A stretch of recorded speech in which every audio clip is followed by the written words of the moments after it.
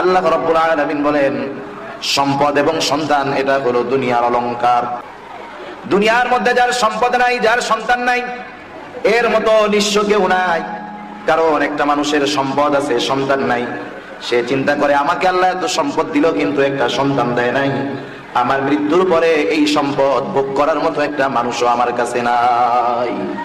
আবার যার অনেক সন্তান আছে, সম্পদ নাই, সেও কিন্তু পেরেশানির মধ্যে আছে। সে চিন্তা করে আল্লাহ তাআলা আমাকে এতগুলা সন্তান দিলেন কিন্তু সম্পদ দিলেন না। সম্পদের অভাবে হয়তো আমি আমার সন্তানগুলাকে যথাযথভাবে লেখাপড়া শেখাতে পারবো না, মানুষ বানাতে পারবো না। তাহলে সন্তান থাকলে যদি সম্পদ না থাকে সেটাও একটা খারাপ বিষয়, কষ্টের কারণ। আবার যদি সম্পদ থাকে, সন্তান না থাকে, এটাও একটা কষ্টের কারণ। এজন্য আল্লাহ বলেন, আল মালু ওয়াল বানুনা যিনাতুল হায়াতিদ দুনিয়া। সম্পদ এবং সন্তান হলো দুনিয়ার অলংকার।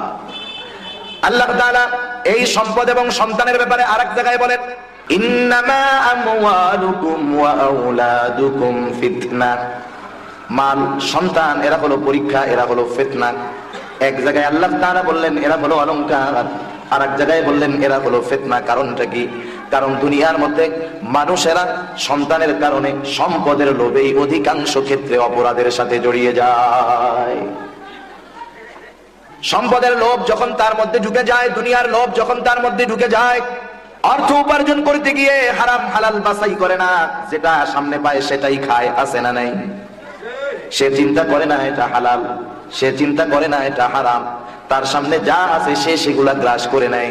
সেই জন্য অধিকাংশ মানুষ আল্লাহ তাআলার নাফরমানি করে, অধিকাংশ মানুষ শয়তানের ফাঁদে পড়ে যায় দুনিয়ার লোভে, সম্পদের লোভে। এই জন্য আল্লাহ রাব্বুল আলামিন বলেন, এই সম্পদ এবং সন্তান হলো তোমাদের জন্য পরীক্ষা। অনেক সম্পদশালী মানুষ ঘুষ খায়, সুদ খায়, আছে না নাই? সব এলাকায় কম বেশি আছে। আপনি যদি এই সম্পদওয়ালা মানুষটাকে জিজ্ঞাসা করেন, ভাই আল্লাহ তাআলা তো আপনাকে কম সম্পদ দেন নাই, এরপরেও কেন আপনি সুদ খান, এরপরেও কেন আপনি ঘুষ খান? ওই লোকটা হয়তো বলবে, ভাই আমি চিন্তা করতেছি আমি মারা যাওয়ার পরে আমার সন্তানের অবস্থা কি হয়ে যাবে, তাদের সম্পদের প্রয়োজন হবে, আমি এই চিন্তা করে সন্তানের জন্য অর্থ সংগ্রহ করে রেখে যাচ্ছি যাতে আমার অবর্তমানে তার কষ্ট না হয়। আবার যারা গরিব মানুষ, মনে করেন বিভিন্ন শ্রেণীর আছে, কেউ বা রিক্সা চালায়, কেউ বা সিএনজি চালায়, কেউ বা কৃষিকর্ম করে, এইরকম অনেক মানুষ আছে যারা অনেক পরিশ্রম করে কিন্তু ঠিক মতো 5 ওয়াক্ত নামাজ পড়ে না। বলেন তো এমন মানুষ আছে না নাই? রিক্সা চালায়, ভ্যান চালায়, সিএনজি চালায়, কত পরিশ্রমের কাজ করে কিন্তু নামাজ পড়ে না।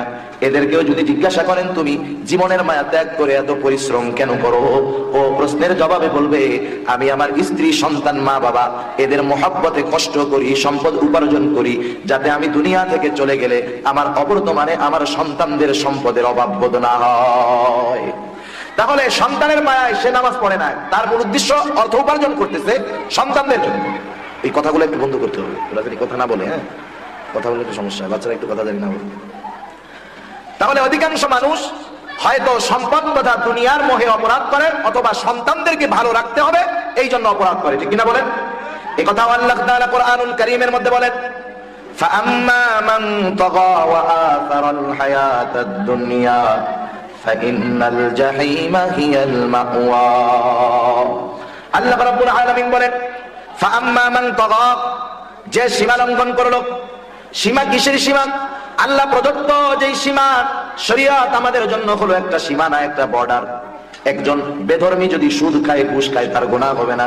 কিন্তু যেই লোকটা আল্লাহকে বিশ্বাস করে, নবীকে বিশ্বাস করে, পরকালকে বিশ্বাস করে, কোরআনকে বিশ্বাস করে, তাকদীরের ভালো মন্দ আল্লাহর তরফ থেকে হয় বিশ্বাস করে, বলেন তো এই লোকটা যদি সুদ ঘুষ খায় গুনাহ হবে কি হবে না? এইরকম ঈমান আনার পরে আমাদের জন্য সীমারেখা আছে। আল্লাহ তাআলা জানায় দিবেন কোনটা হালাল, কোনটা হারাম, কোনটা বৈধ, কোনটা অবৈধ, এগুলা হলো আমাদের জন্য সীমারেখা। আল্লাহ তাআলা বলেন, ফাআম্মা মান তাগা, যে শরীয়ত প্রদত্ত সীমা লঙ্ঘন করলো, পাপ করলো। এখন কথা হলো, মুমিন সব কিছু জানে, এরপরেও কেন আল্লাহ তাআলার সীমা লঙ্ঘন করে? আল্লাহ তাআলা জানায়া দেন, ওয়া আথারাল হায়াতাদ দুনিয়া, কারণ সে দুনিয়াকে প্রাধান্য দেয় বেশি। সে মনে করে আমার দুনিয়া সব, দুনিয়া আমার কামাই করতে হবে। তার মস্তিষ্কের মধ্যে নাস্তিকেরা ঢুকায় দিয়েছে দুনিয়াটা মস্ত বড়, খাও দাও ফুর্তি করো, আছে না একটা কথা এরকম? তার মস্তিষ্কে এই কথা গেঁথে গেছে যে এই দুনিয়াই সব। সে মনে করে দুনিয়া থেকে ফুর্তি করে যাব, যখন মারা যাব পচে গলে মাটির সাথে মিশে যাব। এই চিন্তাধারা তার মধ্যে ঢুকে গেছে। এজন্য সে দুনিয়াকে প্রাধান্য দেয় বেশি। আর দুনিয়াকে প্রাধান্য দিতে গিয়া যখন অপরাধের মধ্যে শামিল হয়ে যায়, একটা সময় হয়তো এমনও কিছু অপরাধে জড়ায় যায় যেই অপরাধগুলোর কারণে, যেই পাপগুলোর কারণে তার ঈমান নষ্ট হয়ে যায়। আল্লাহ তাআলা তাদের ব্যাপারে বলেন, ফাইন্নাল জাহিমা হিয়াল মাওয়া, তাদের আবাসস্থল হবে জাহান্নাম। আর যেই মানুষগুলা দুনিয়াকে প্রাধান্য দেয় না, দুনিয়ার মধ্যে মন যা চায় তা করে না, আল্লাহ তাআলা তাদের ব্যাপারে বলেন, ওয়া আম্মা মান খাফা মাকামা রাব্বিহি ওয়া নাহান নাফসা আনিল হাওয়া, যারা আল্লাহর সামনে দণ্ডায়মান হওয়াকে ভয় করে।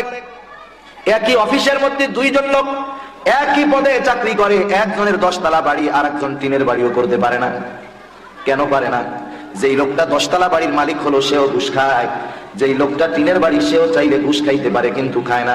লুকায়াও যদি খায় মানুষ দেখবে না, কিন্তু এই লোকটার মনের মধ্যে চিন্তা, আজকে হয়তো দুনিয়ার মানুষ আমার অন্যায় দেখবে না, কিন্তু আল্লাহর সামনে দাঁড়াতে হবে, আমার প্রতিটা ক্ষণের হিসাব আল্লাহর সামনে দিতে হবে।